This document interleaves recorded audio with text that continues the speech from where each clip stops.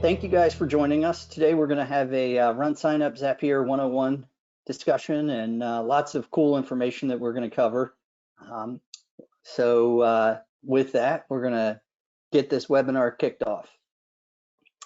My name is Eric Cohn. I am the VP of Strategic Business with RunSignup and was tasked with sort of figuring out ways to help our organizations move data off of RunSignup and onto many different technology stacks.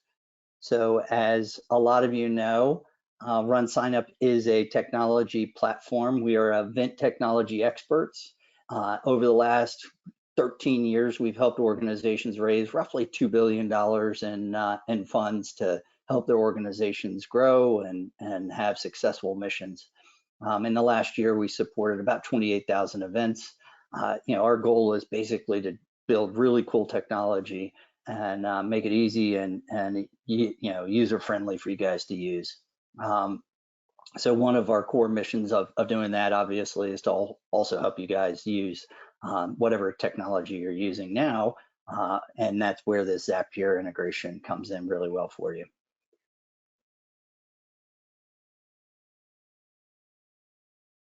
So today I want to introduce you to Jesse Gilchrist.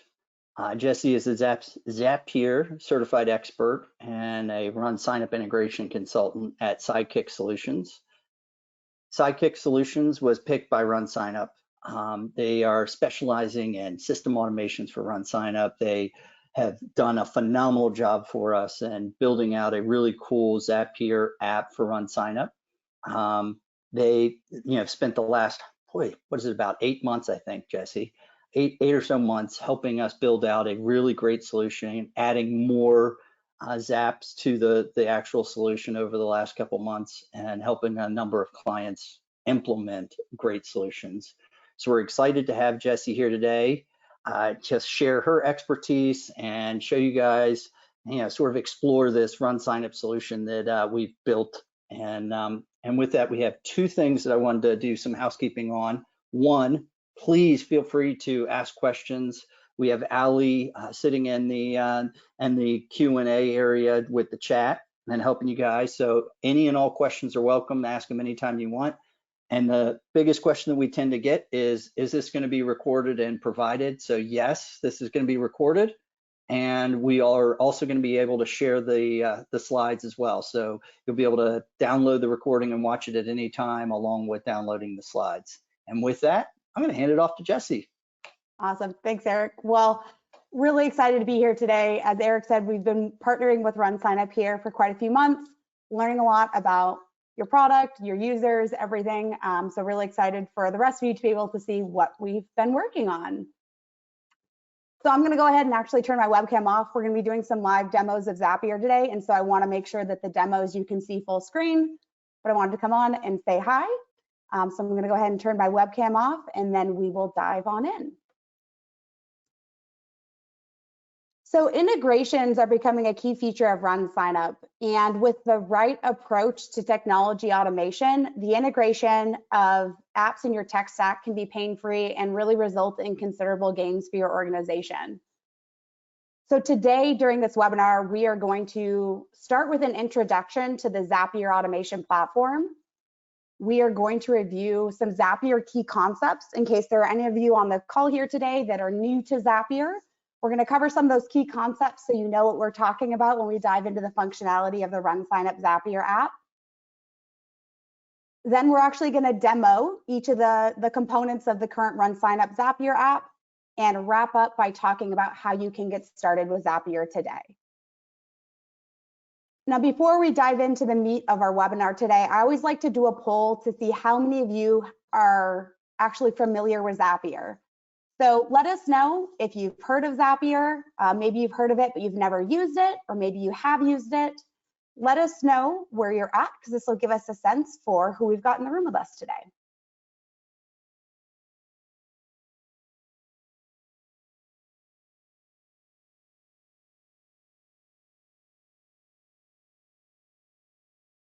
Give this a couple more seconds here.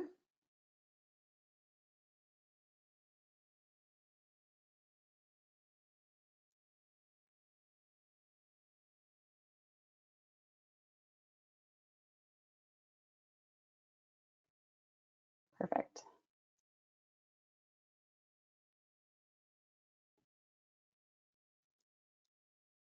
Awesome. Well, it looks like about 38% of you have never heard of Zapier, so you're brand new to Zapier today. Again, we're going to cover those 101 questions.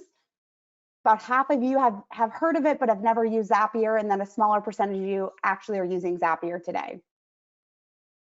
So awesome. That gives us a good sense of where we're at. So as we dive into talking about Zapier and automation, there are really three primary opportunities for automation that are worth noting. The first is you wanting to eliminate double data entry. So most organizations have a goal of reducing double data entry, and we at Psychic Solutions believe it should be eliminated.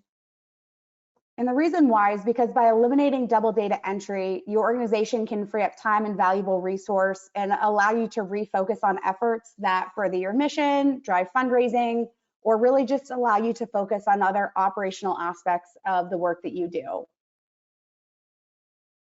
Automations can also strengthen reporting and improve data quality. So a lot of times when you hear about an inability to report on desired metrics or poor data quality, we really see these as opportunities for automation, because automating data entry and ancillary systems improves the quality of that data, and as a result, gives you consistent reporting as it removes that potential for human error. And obviously the big one is that through automation, we can expand the capability of our resource without having to invest more human capital or resource for that. So a shortage of human capital or resource is a prime opportunity to explore automation and expand the reach of your people in your existing resource. Now, for those of you that are new to Zapier, Zapier is automation software. And what it does is that it sits between RunSignup and other apps you use, helping them talk to each other. So RunSignup's Zapier app really extends the power of your RunSignup tool by enabling integration with the over 5,000 other apps in Zapier's directory. And Zapier itself was designed for anyone to build an integration. It's a no-code platform, meaning that you don't need to be a developer or no code to build your own automation. Now, when we talk about integrations, there are two types that we should differentiate between: native integrations and then custom integrations using Zapier. So native integrations are often called direct integrations, and they're built within your software. These are often the most user-friendly form of integration and offer a standardized templated sync of data between two systems. The other option is to pursue a custom integration using Zapier. And the reason why Zapier is considered custom is because it allows you to build a workflow and an automation that aligns with your organization's specific use case and ensure that it's really meeting each of the needs that you have. A common question is, when should you pursue a Zapier integration instead of a native integration? And really this comes down to a few key points. One is obviously no native integration exists. Maybe the native integration doesn't align with your use case, or you have a higher level of customization that you need. Maybe the functionality that you need isn't provided in that native integration. Or one of my favorites is you want to include multiple apps or multiple tools in your automation. So if the tool that you're using has some native integrations, it's great to explore those first. But if it doesn't have one or it doesn't meet your needs, this is where Zapier comes in and really provides this other opportunity to integrate with other tools in its marketplace. And this is why RunSignup chose to build this Zapier connector, which to allow you, its users, to connect up to the Zapier platform and integrate with any of the 5,000 other applications in its marketplace. Now, before we dive into the functionality of RunSignup Zapier app, it's important to understand a few key concepts in Zapier. So Zapier is a builder that lets you design integrations using steps. And Zapier integrations are like blocks, and each block is a task in that integration workflow. Now, a single workflow in Zapier is called a Zap. And Zaps start with a trigger and then proceed to complete one or many actions. They're a linear flow based on, again, that initial trigger and whatever our subsequent actions are. Now, Zaps can be simple, as you've shown here, or they can be expanded to include multiple steps, multiple apps, filters, paths, and conditional logic, and also data transformation and formatting. Now, we're not going to dive into all these features today, but I always like to call these out because the basics we're covering today can be enhanced to customize the Zap for your organization's use case.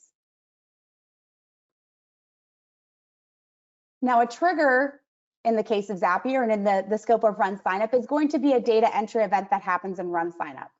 And when that event happens, that trigger will start our Zap or our automation. Now, each trigger event starts our Zap to run and then completes those subsequent actions in our Zap.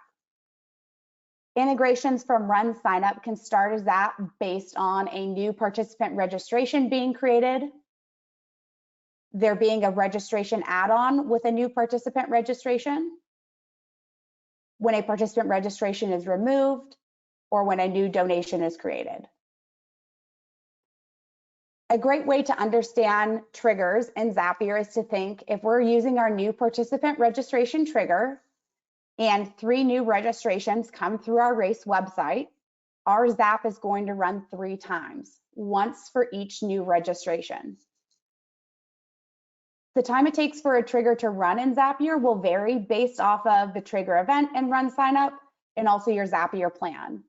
But a good general rule of thumb is that your Zap will trigger to run in less than 15 minutes from the time the event occurred in RunSignup.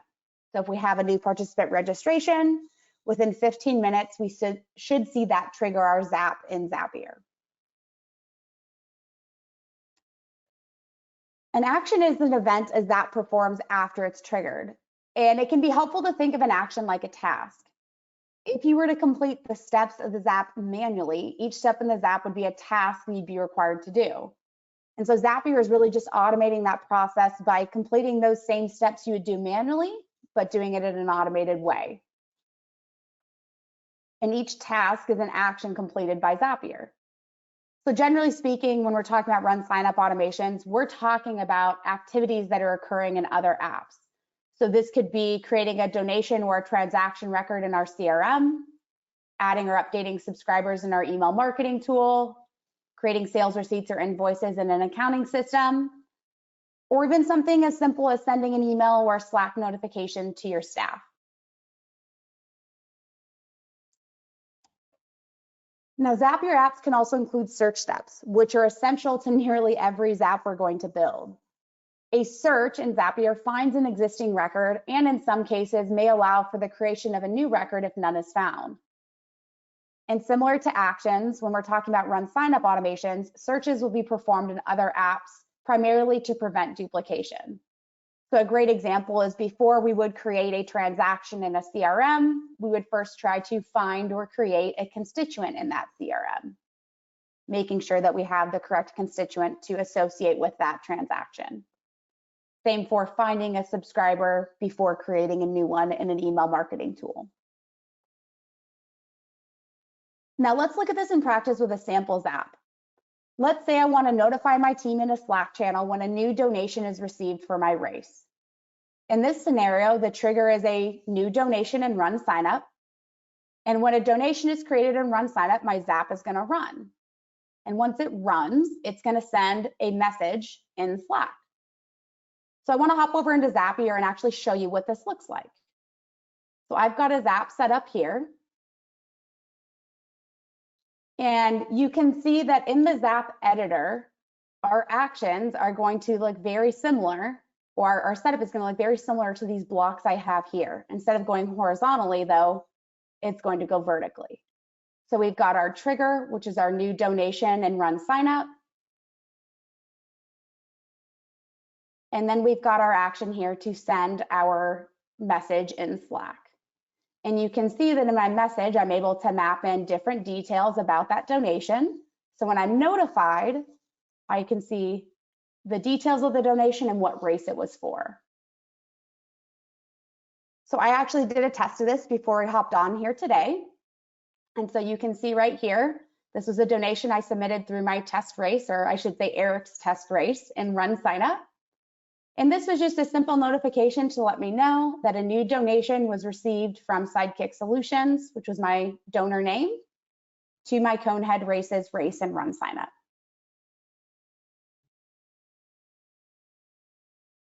Now, before we dive any further into the RunSignup Zapier app functionality, I want to take a pause here and see if there are any initial questions about Zapier and those key concepts we just covered in Zapier.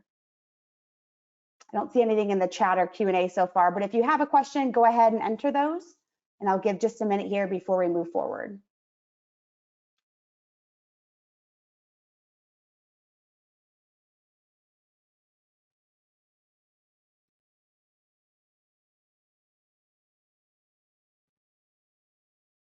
Okay, I'm not seeing any questions, so we'll go ahead and move on.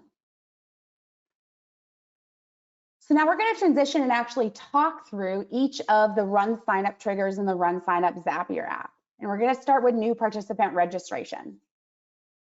New participant registration is going to trigger a Zap to run each time a participant registers for a selected race and run signup. Now this trigger allows the user to optionally hydrate in the details of any add-ons, custom questions, or coupon details as well. So let's hop over to Zapier. And we're going to go ahead. Real quick. Yeah. Can you explain to them what you mean by hydrate? Yep, absolutely. Let me pull up a sample here and I'll show you what this looks like. So hydrate means we can include in those additional details if we want to. So we'll go ahead here and walk through this trigger and show what we mean by hydrate. So here I've just got a Zap set up. And when we are setting up a Zap in Zapier for our trigger, the first thing we're going to do is we're going to select our app. So I could change and find another app here or search for a different app. But when we're setting up our Zap, we're going to search and select Run Sign Up. And we're going to choose our event. Again, in this case, we are choosing our new participant registration trigger. We're going to walk through these additional triggers here in just a minute. We're going to go through each one. We're going to start with new participant registration. Oh, apparently it wants me to refresh here.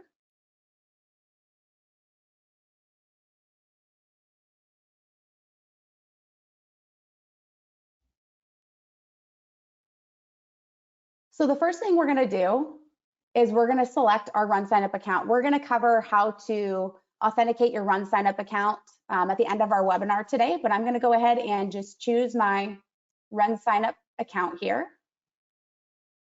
And then we can set up our trigger. So as we mentioned, when we're setting up our trigger, there are different features or different options that we have. If you are a partner in RunSignup, not a race director, but a partner, you will need to select the race that you want to trigger your Zap for. If you're a race director, when you actually connect your account in Zapier, you will connect a single race when you're setting up that connection. But if you're a partner, you can connect many races and you'll see this race drop down.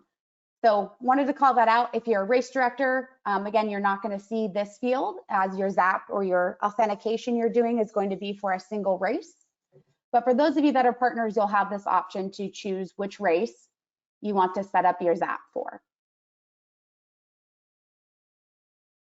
As Eric asked the question, what does it mean to hydrate in? So you can see we have these three options here of whether we want to include the details of add-ons, questions, and coupon details. What this means is if we needed to use any of this information later in our automation, we could set this information to true. And when Zapier returns the details of the registration, it's going to also return the details of, again, those add-ons, custom questions, or coupon details. If we don't need those details in our automation, we can leave them blank or set them to false. So it's really just optional data that we can include if we think we might need it in our automation. Now, the last thing we need to do before we set up our trigger is to define our RunSignup storage key. So this is a unique value to identify your Zap and support the success of your automation during periods where registration volume may be high. So this storage key should be unique to your Zap. So every Zap you set up should have a unique storage key. And in order to make sure it's a unique value every time, we recommend using your Zap ID. So right up here in my URL, right after the editor word, this is my Zap ID right here. And this is what we recommend using as your RunSignup storage key, because it'll make sure that for every Zap you set up, it's completely unique. And it, again, just a really easy way to ensure that, and a really easy way to also identify and generate that storage key that you're going to use. Now, once we set up a trigger in Zapier, the next step is to generate sample data. So when we get to this test step, it's going to allow us to test our trigger, and it's going to pull in a recent registration from the race that we are setting up our automation for. So you can see that it gives me this return of all of this data that I could use for mapping and subsequent steps of my automation. Now, Zapier is going to return up to 3 of the most recently created registrations for my race. And so I can choose any of those to set up my automation based off of different data elements that might be present on those registrations, or different mapping or criteria that I need later in my automation. Now, these samples allow us to map the data from RunSignup to our subsequent actions in Zapier. They will not actually run through the automation as they were created before our Zap was turned on. So again, we've got details on our participant or our user, details on the registration, and all the payment details.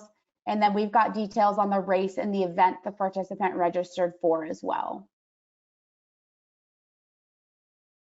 If we had set any of our optional inclusions here to true, we would have also had additional information pull in for those details.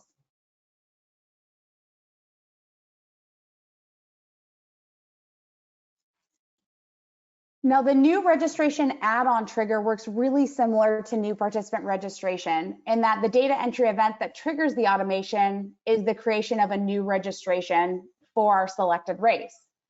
The difference with this trigger is that each add-on associated with that registration is split off and individually triggers the Zap to run.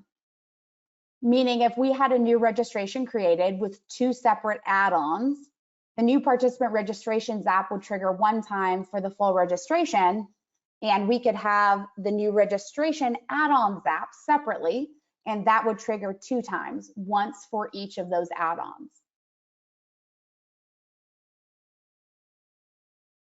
So when we look at our RunSignup Zapier app, if we choose our new registration add-on as our trigger,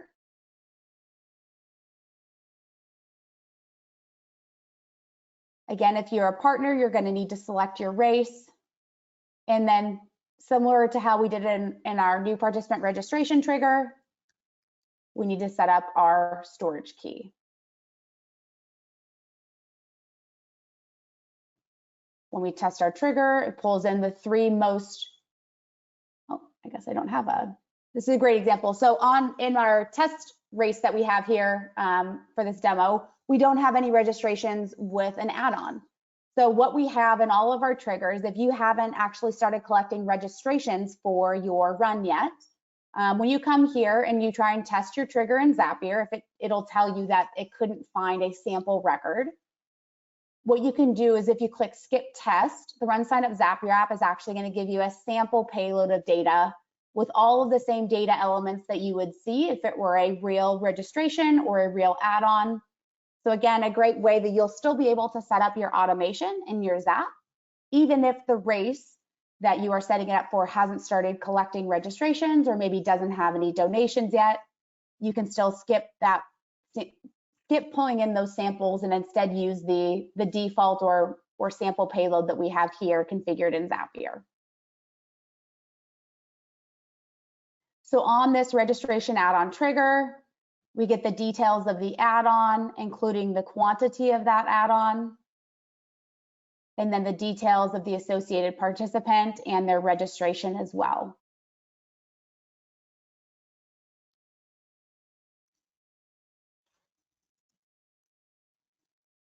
Removed participant registration is kind of the inverse of the first one we talked about. It's going to run when a registration is cleared or removed in RunSignup. This may occur when may occur by the participant clearing their registration within that 15-minute grace period following initial submission, or it could be by a race admin via the race dashboard. So either of those actions, including bulk removals and transfers and deletion of a prior import, all of those will trigger the removed participant registration trigger to run.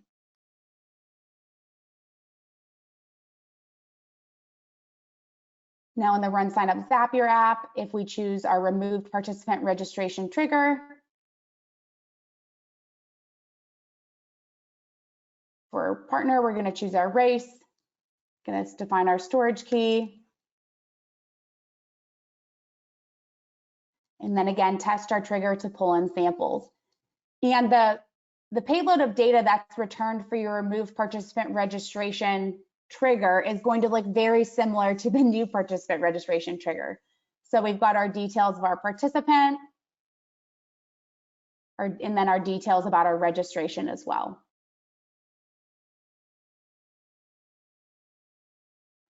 So this is a great automation if you want to be notified if someone clears their registration within that 15-minute window, or to be notified when a registration is removed in order to take some subsequent action in another app that you use. Again, just a great way to be able to monitor that.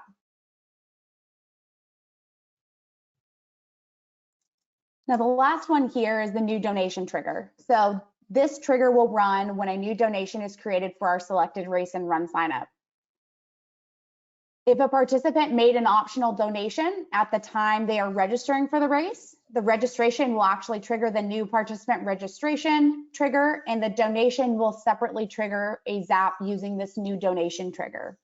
So if you want to sync both donations and registrations to another application, you will need to use both the new participant registration trigger and the new donation trigger.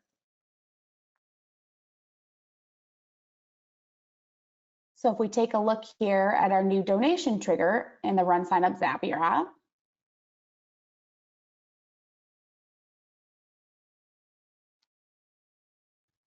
and you're probably getting the sense here that the setup of all of these is very similar in terms of setting up our triggers. Now the new donation payload of data that is returned in the new donation trigger is a little bit different from the new participant registration add-on, and remove participant registration trigger because the donation is not actually associated with that registration. So we'll get the details for the donor first, name and contact information, and then we get all of those details about the donation, including if the donation was made on behalf of someone else, if the donor intends to be anonymous. We have the details of the fundraiser and the team fundraiser. And if there is a charity associated, we get those charity details as well. So a lot of information here in this new donation trigger that we can use in our subsequent actions. Again, whether we are syncing to a CRM, an email marketing tool, an accounting tool, kind of all of the above.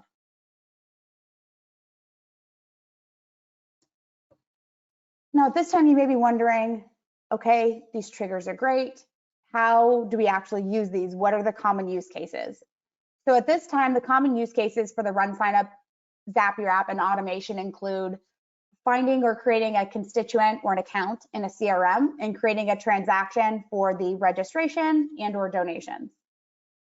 Adding participants to an email marketing audience, can even be triggering or feeding those participants into different drip email campaigns that you have for your organization.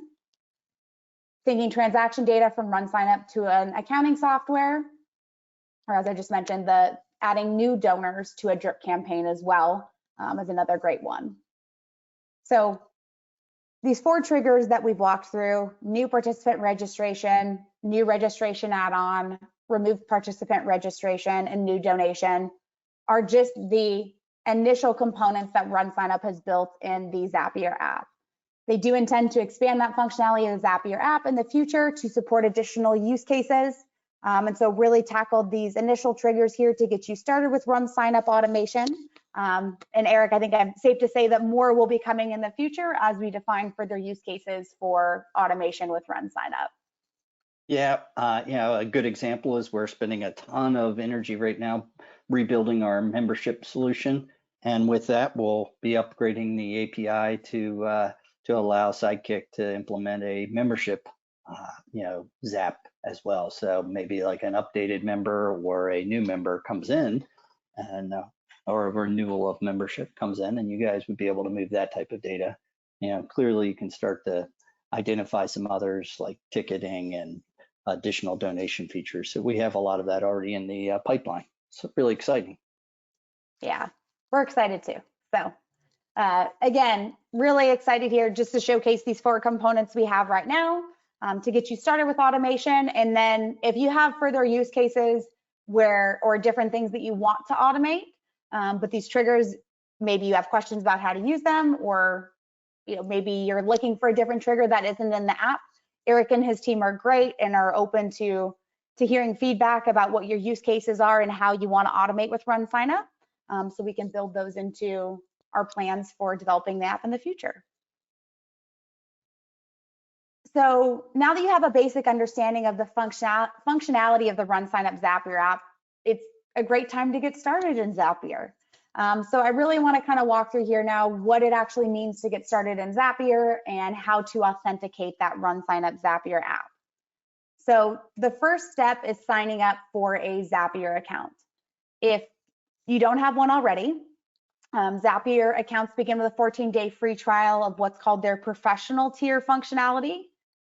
Following that 14-day free trial, your plan is converted to a free plan until you choose to upgrade. Now, most organizations will need to upgrade to a starter plan at a minimum because you need a starter plan in order to build multi-step Zaps. Now, if anyone on the call here today or anyone watching the recording afterwards is a nonprofit organization, make sure to reach out to Zapier. They do have an additional 15% discount for nonprofits. So if you're a nonprofit and you sign up for a paid plan, make sure to apply for that nonprofit discount. Now, once you sign up for Zapier, the first step is to connect RunSignup. So I'm going to go ahead and actually demo this. We've obviously got the steps here on the slide, but I want to demo what this looks like in Zapier. So once you sign up for Zapier and you've logged into your Zapier account, the first thing you're going to do is you're going to go to the My Apps page on the left navigation menu. You're going to click the blue Add Connection button, and then you're going to search for RunSignup.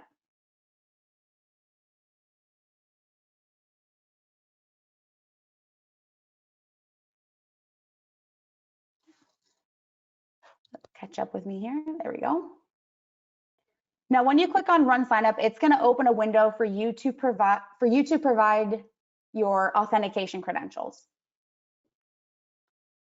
Look at this open up here, and your authentication credentials for RunSignup are going to be what's called your API key and your API secret. So the API key and secret are credentials for your RunSignup and for your race that should be stored and saved securely. So these are not something that should be shared via email, as they are kind of like the keys to the kingdom of your race and your race data. So it's really important to keep these secure once you generate them in RunSignup. We have instructions in here for partners and for race directors for how to generate those API keys and secrets from within your race dashboard. I'm not going to go through this here and set up a key for Eric's test race, but just know there's instructions here. If you run into any issues with generating those API keys, RunSignup's support team will be able to help you generate those. But this is the way that you are going to connect your RunSignup race to Zapier, so then you can set up those automations. Again, if you're a race director, you're going to be connecting a single race. So if you have many races that you're a race director for, you will complete this authentication for each of those races. If you're a partner, you'll be able to connect your partner account to Zapier, and that will allow you to select that race in the trigger setup. Now, once you connect RunSignup and Zapier, the next step is to really start exploring and start building in Zapier. So Zapier has a directory that lists all of the over 5,000 applications in its marketplace. So if you're wondering if RunSignup can integrate with a different tool you use, you can go to zapier.com/apps and search the directory. Oops.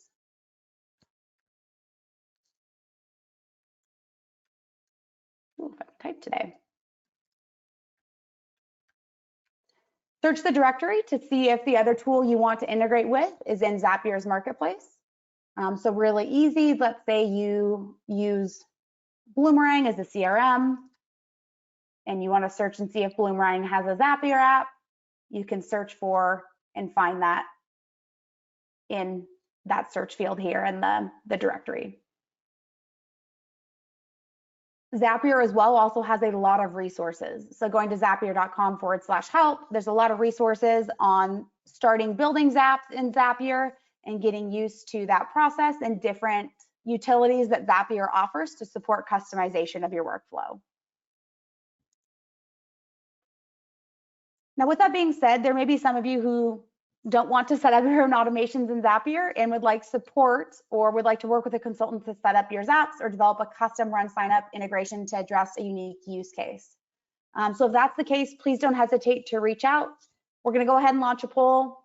This is optional, but really is an opportunity that if you would like follow-up about consulting services or just to set up a consult to talk through your use case for RunSignup automations, our team is happy to hop on a call, free consult, and talk through your use case and talk through what your options are for setting up your automation. So while we wait a couple minutes for this poll to run here, if anybody has any questions, please go ahead and submit those in the Q&A or in the chat. We are going to have some time here to answer some questions. And so want to make sure for anyone who's on here and has a question, we get that answered. So feel free to start submitting those questions so we can review those and get them answered here at the end of our webinar.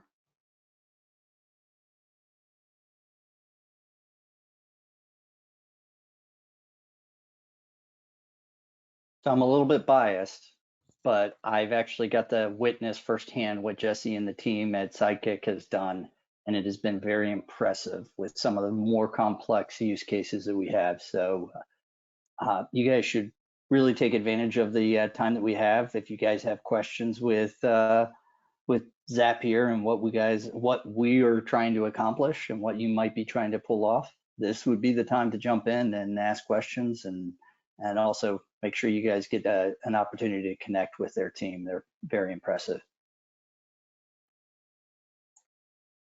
Yeah, thanks, Eric. We'll give a few minutes here. Again, no rush. If you're thinking about formulating a question or not sure how to throw that out there, again, feel free to let us know in the poll and we can touch base offline as well.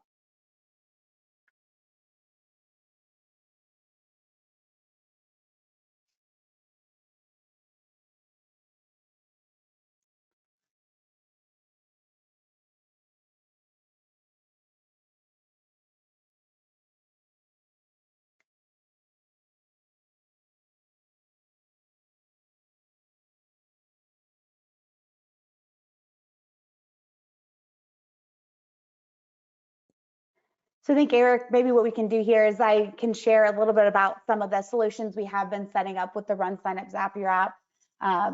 Again, just kind of sharing some of those use cases for other organizations and what they're doing. So right now we have a couple organizations that we've been helping set up some automations for. And the level of complexity really varies from organization to organization. So we've had 2 or 3 that we've been working with on setting up automations into their donor management CRM. Again, different donor management tools, but a lot of those workflows are similar in the sense of syncing registrations and donations into those CRM platforms so they can see that full picture of that constituent's engagement or that donor's engagement in their CRM. And the variability in those really comes down to the level of coding in those CRM platforms.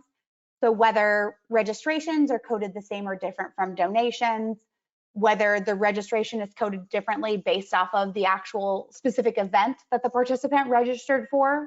So there's a lot of different utilities we can use in Zapier to accommodate more dynamic coding. Again, whether you are syncing to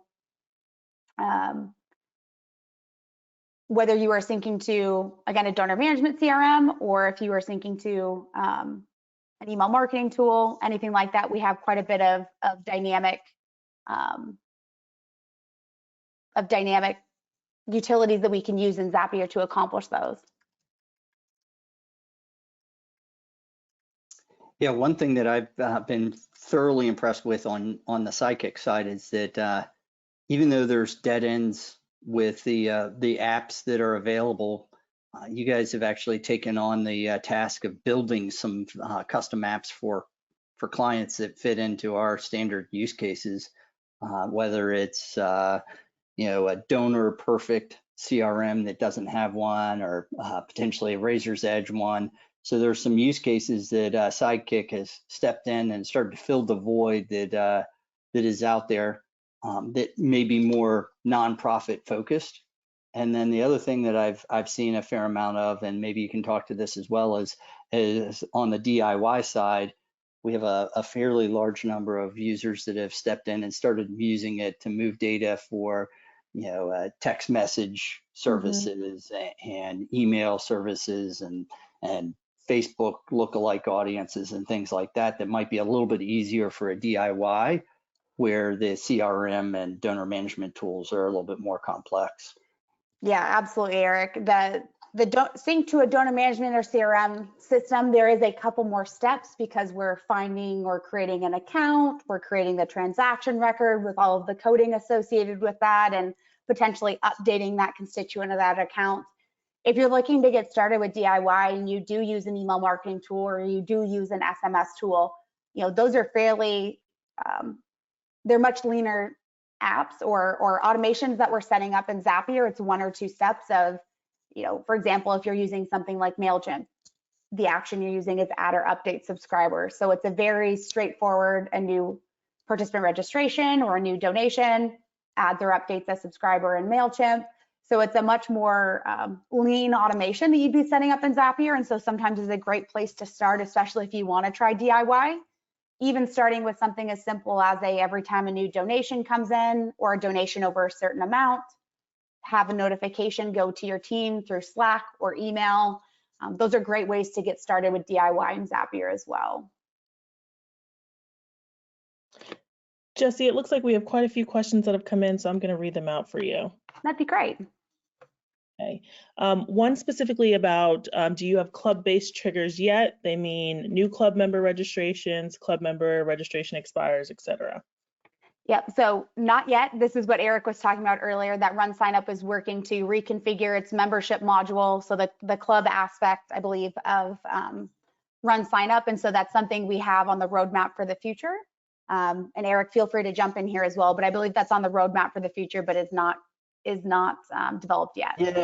Yeah, that's a tough one because we have a dedicated user base that has probably 1,500 clubs using our membership platform, and we had to make a choice. Do we spend more time building a really robust replacement for that, which will include the ability to use Zapier, or do we pause on that, build out the Zapier integration on the old one, and delay gratification of having a really awesome new version? And we just made the choice that the new version is really needed and that we wanted to get that new version out as soon as possible.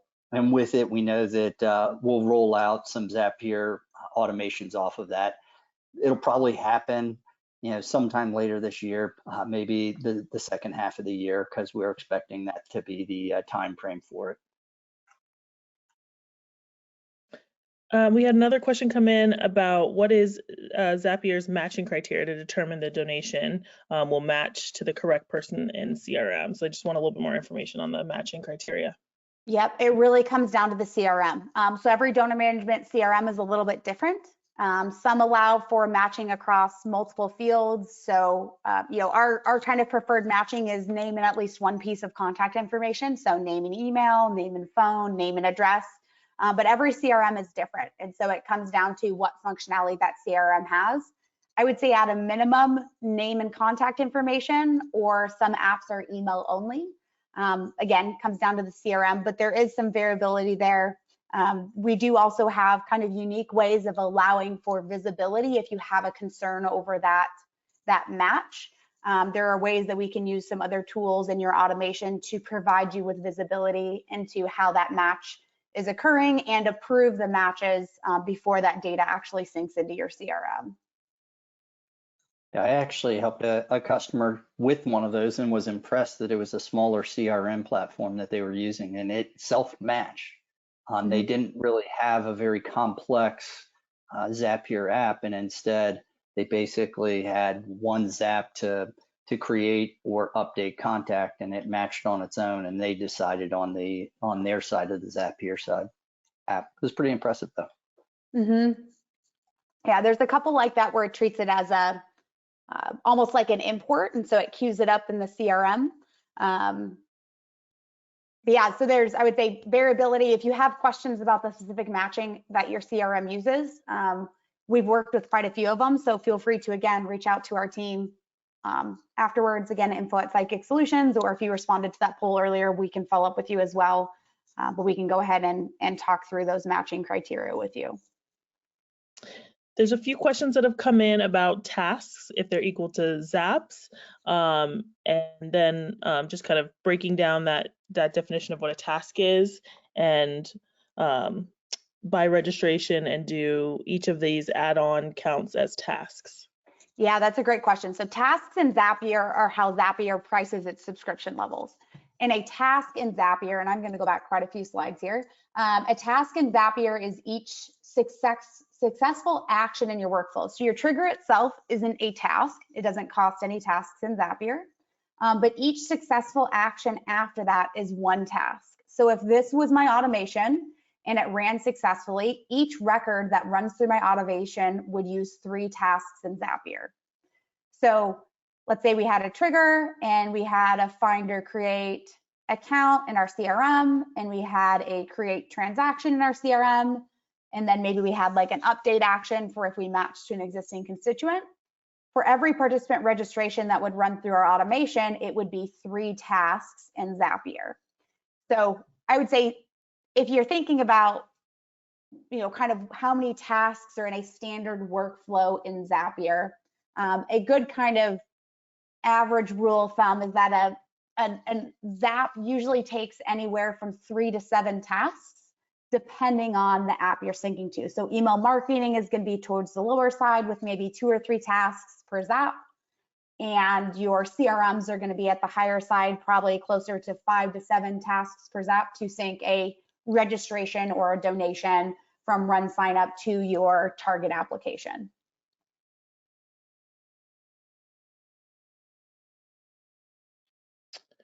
Another question has come in about, how do you manage duplicate detection and resolution?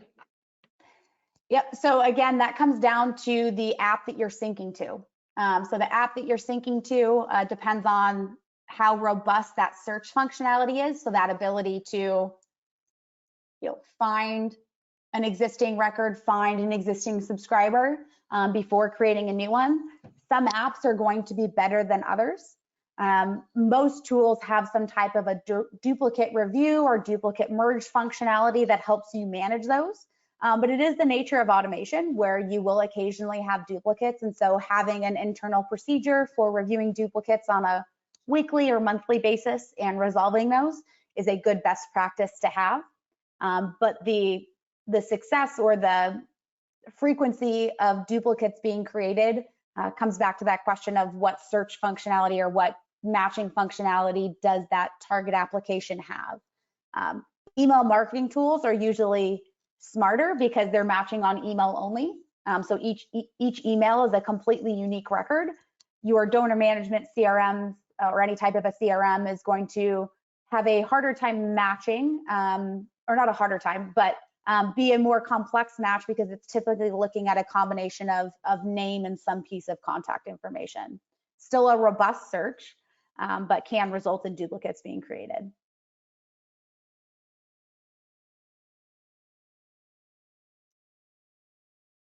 And then the last question here is it possible to easily bundle a transaction under the adult who paid for registration even though minors are separate registrations. It seems like elaborate logic will need to be set up due to the way the data is reported and flows. Yeah, so that's a tricky one because each registration is a unique trigger that runs in Zapier, and it doesn't pull in the details of the parent associated or the purchaser or I'd say the primary registrant on that order or that transaction. We do have one client of ours that has explored this, and so there are some alternative automation designs that we can pursue for those child registrations to make sure that they end up getting bundled underneath a parent. Would still be a separate transaction, but there are ways that we can provide some visibility into that. It does require a little bit of manual review by your organization, but there are ways that we can review and adjust for that in the design of the automation in Zapier. Again, if you have questions on that, happy to hop on a call and talk through kind of what we've talked through with, again, another client that had that same question. But it is a challenge that if you want that child registration to be associated under that parent, either in a CRM or an accounting software, requires a little bit of design work and solutioning to ensure that occurs.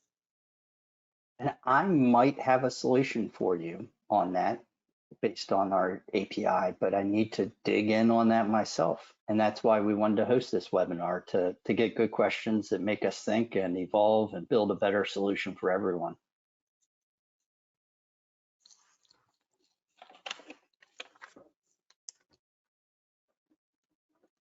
That's all with the questions. Awesome. Well, I'm happy to stay on a couple more minutes and see if any more questions come in, but it's really been a pleasure presenting today. I appreciate the opportunity, Eric, Charnel, and team, for allowing us to hop on, showcase the Zapier app. We're really excited for this partnership and being able to continue to develop this app and hear from users like you about what functionality you need for automations, and working with the RunSignup team to make that happen. We are thrilled, and I personally am thrilled. So I want to thank you personally for leading this. And obviously, anyone out there that is interested in asking questions can either reach out to myself or Jesse. The Sidekick team is awesome, so they are definitely capable of answering most of the questions. And sometimes they'll tap me and go, hey, here's a question that is more of a RunSignup one, and we'll jump in and try and help solve problems for all of our customers. So with that, I also want to thank everyone for attending today. And as I mentioned at the top of the webinar, the webinar is recorded, and the slides will also be provided as a download option. Oh, you don't think I'll do it? Look, it's dialing. Okay, so how about that? Hi, Bob. Yeah, I'm trying to do this thing with Brian, but he's just goofing off. He's got a mask on now, and okay, now the audience is here. Sorry, I have to. Hi, thank you all for watching that video. You caught us at kind of a weird time. I apologize for the immaturity that's happening on this side of the room, but appreciate having you here. Please subscribe to the channel. If you'd like to see future videos, you can click the notification bell and all. That'll get you alerts when we post new stuff. And if you enjoyed what you saw here today, please click that thumbs up button, though if you don't, because of Brian's antics right now, completely understandable. We'll try to get this cleared up for next time. Yeah, I can't work like this, Bob.